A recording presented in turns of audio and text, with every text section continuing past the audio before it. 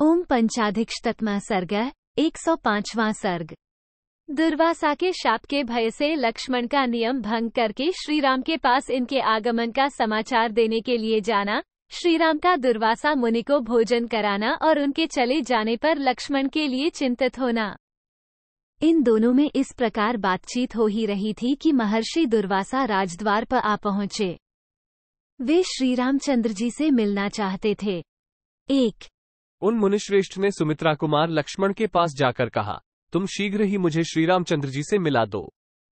उनसे मिले बिना मेरा एक काम बिगड़ रहा है। 2 मुनि की यह बात सुनकर शत्रुवीरों का संहार करने वाले लक्ष्मण ने उन महात्मा को प्रणाम करके यह बात कही।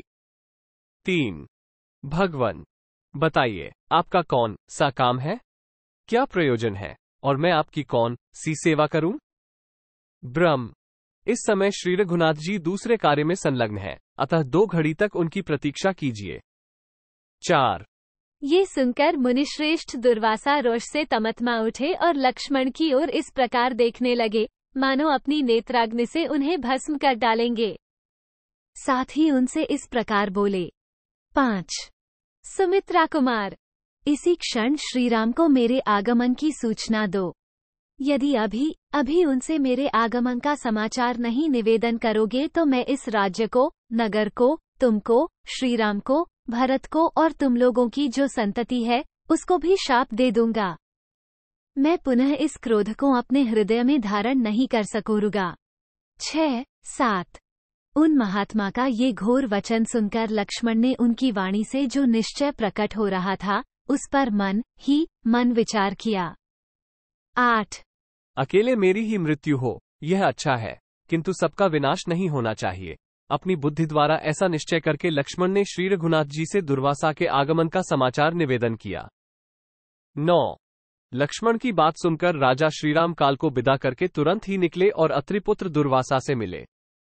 10 अपने तेज से प्रज्वलित से होते हुए महात्मा दुर्वासा को प्रणाम करके श्री रघुनाथ जी ने हाथ जोड़कर पूछा, महर्षि मेरे लिए क्या आज्ञा है? 11 श्री रघुनाथ जी की कही हुई उस बात को सुनकर प्रभावशाली मुनिवर दुर्वासा उनसे बोले, धर्मवत्सल सुनिए।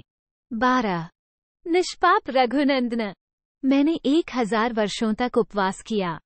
आज मेरे उस व्रत की समाप्ति का दिन है, इसलिए इस समय आपके यहाँ जो भी भोजन तैयार हो उसे मैं ग्रहण करना चाहता हूँ। 13 ये सुनकर राजा श्री रघुनाथ जी मन बड़े प्रसन्न हुए और उन्होंने उन मुनिश्रेष्ठ को तैयार भोजन परोसा। 14 वो अमृत के समान अन्न ग्रहण करके दुर्वासा मुनि तृप्त हुए और श्री रघुनाथ जी को साधुवाद दे अपने आश्रम पर चले आए। 15 मुनिवर दुर्वासा के अपने आश्रम को चले जाने पर लक्ष्मण के बड़े भाई श्रीराम काल के वचनों का स्मरण करके दुखी हो गए। 16 भयंकर भावी भ्रातृवियोग के दृश्य को दृष्टिपथ में लाने वाले काल के उस वचन पर विचार करके श्रीराम के मन में बड़ा दुख हुआ। उनका मुंह नीचे को झुक गया और वे कुछ बोल न सके। 17 तत्पश्चात काल के वचनों पर बुद्धिपूर्वक सोच विचार करके महायशस्वी श्री रघुनाथ जी इस निर्णय पर पहुंचे कि अब ये सब कुछ भी ना रहेगा। ऐसा सोचकर वे चुप हो रहे। 18 इत्यार्षे श्रीमद् रामायणे वाल्मीकि आदिकाव्ये उत्तरकांडे पंचाधिक्षतत्मः सर्ग 105। इस प्रकार श्री वाल्मीकि निर्मित आर्ष रामायण आदिकाव्य के उत्तरकांड में 105वां सर्ग पूरा हुआ। 105